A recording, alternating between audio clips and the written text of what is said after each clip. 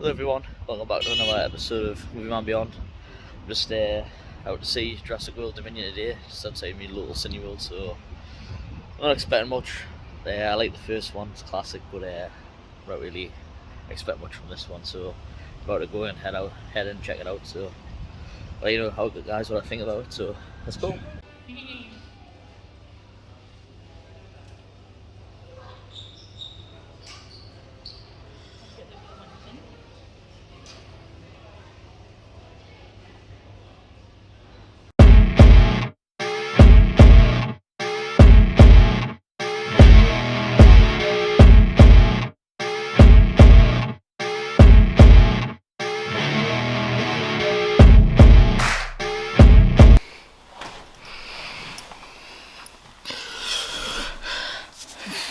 Well, I'm back.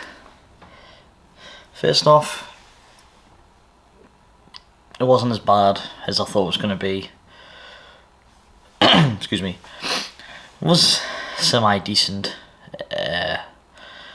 but I think the main part of this is, I'm trying not to rant, but it was kind of up there with one of the worst cinema experiences I've had in quite a while. But first off, I want to talk about the movie. Yeah, it was okay. Like I said before, I'm really a Jurassic Park, the original kind of guy. I do like the Lost World, Part 3, and then the Jurassic World movies. The previous two seem to blend into one, and this last one is actually... Is this the first Jurassic Park movie I've seen in the cinema? It may be.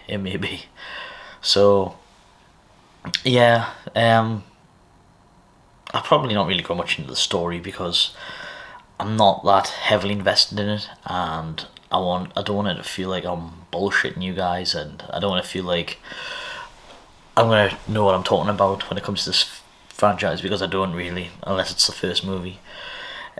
I know it is a solid franchise. I know it does have a lot of people that follow it. I mean, I've seen a fair few T-shirts today with the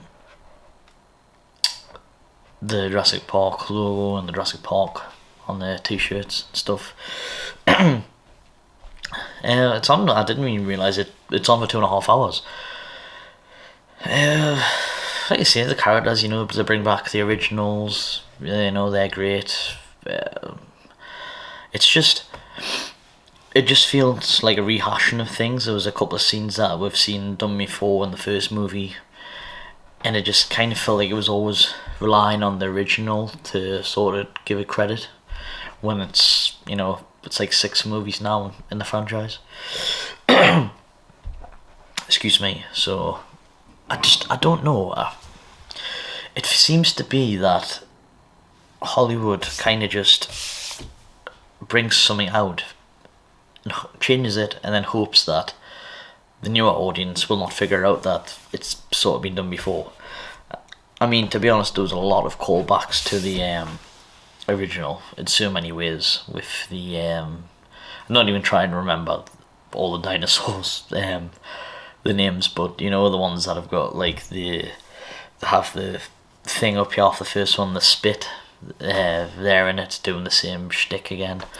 The car getting flipped upside down and knocked with the T-Rex leg and spinning the car around. That's done. Amalgam with the flame or the flare, and that's done again. So it's just about. I always feel like it's a social commentary on what society, what we're doing to the environment. They're using dinosaurs as a way to sort of brainwash. But yeah, I mean, it is. I mean, there was a lot of kids, so it is sort of their shtick, and a lot of people do like dinosaurs. And to be honest, I was sort of on the fence about going to see it. But I do have a Cineworld card, so I thought, well, best use it. But yeah, it was alright, like I say, but for me, the negatives probably outweigh it a lot more than they should do. As for the actual movie wise, I don't like the posh British girl that they've got playing They always talk like that. What do you mean? Why have you got to speak that way? When isn't, you very rarely ever hear no working class British people in movies these days. They always talk like I've got an accent like that. Even when they put on an accent in a film and they get interviewed, it's like working class people barely get a look in movies, like in British people. Whereas, Americans, they come from all sorts of backgrounds. But I always remember Christopher Eccleston saying about, working class people, it's sort of taken away from them, like the acting, because it's always claimed for the upper class and the middle class. And it does feel that way. It just feels like when they shove them in these films, they always speak like that. And, not everyone talks like that, because that's not how society is. It's just that's why people get this misconception that British people all sound like the Queen and we all talk with this accent when it's obviously a lot quite different. We've all got different accents up and down the country. I feel that character she was a bad actress, and I don't care about age, because there's great actresses that age.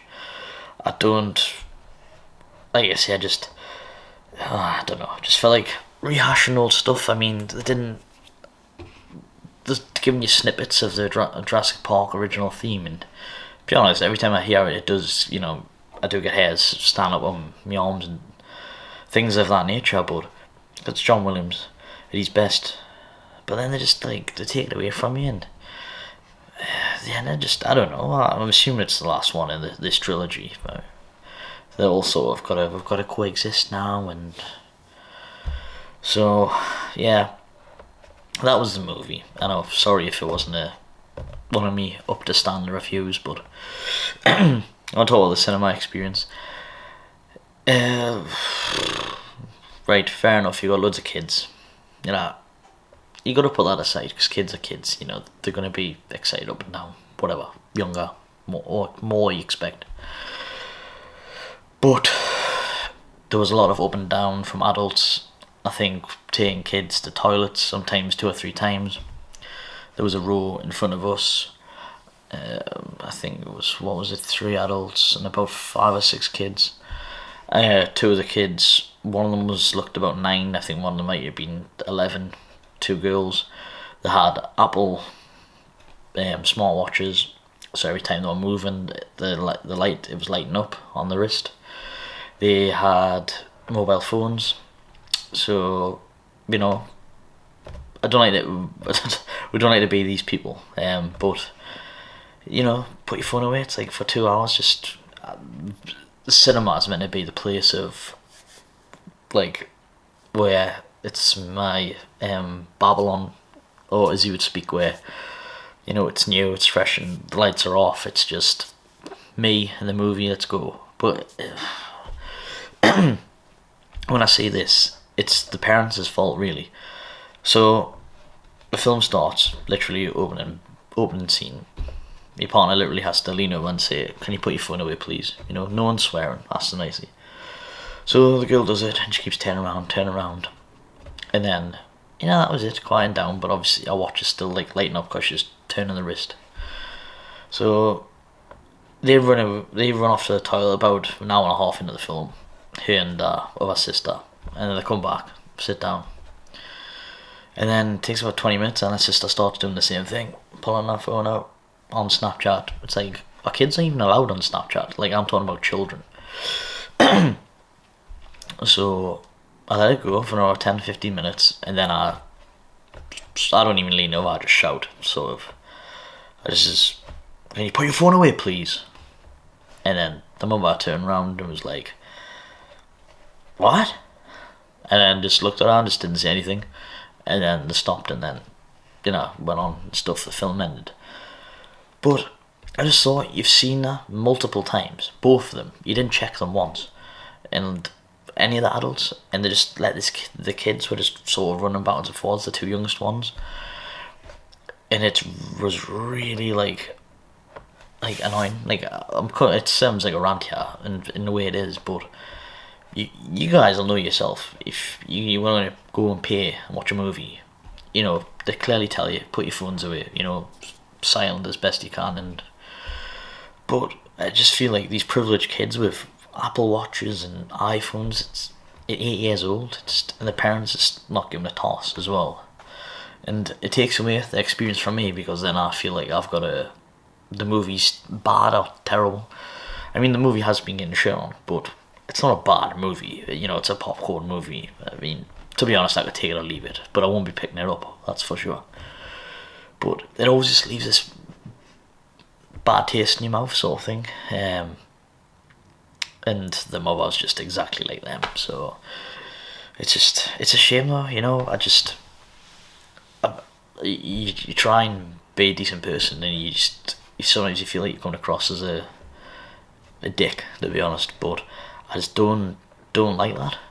I do not like that, especially when those are the rules. They should just take the phones off people before they go in. That would solve it. But here you go. Right, enough of the rant. I did have a nice parcel delivered today. It's a steelbook, a 4K steelbook, and this was actually on offer. I got an email about it of Zavi, and it is the Top Gun 4K steelbook, and instead of £30, it was 20. So I thought, why not? And luckily I placed the order because it sold out quite quickly. So I'm just going to open it up for you now, guys.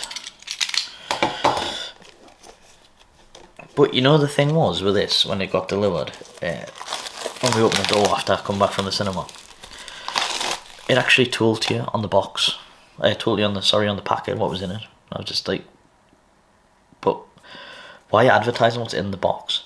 That anyone could steal it. Just, you know, you don't want people knowing what shit you've got in your mail, so to speak. I don't know. Let's get this glove off here. It's very nice, that. Lovely finish, that. Look at that, guys. Wow. Beautiful, that. Oh wait, I've still got a bit of glue on the plane. The jet, sorry. Don't know what these blue splatters are. I hope that'll do. Inside is the 4K disc, and there is the focus. Damn it! There you go. So yeah, that was all for today, really. Just, you know,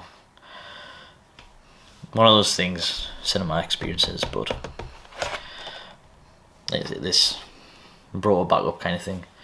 Just once again, weird from Zavi to put on the parcel what's in the package.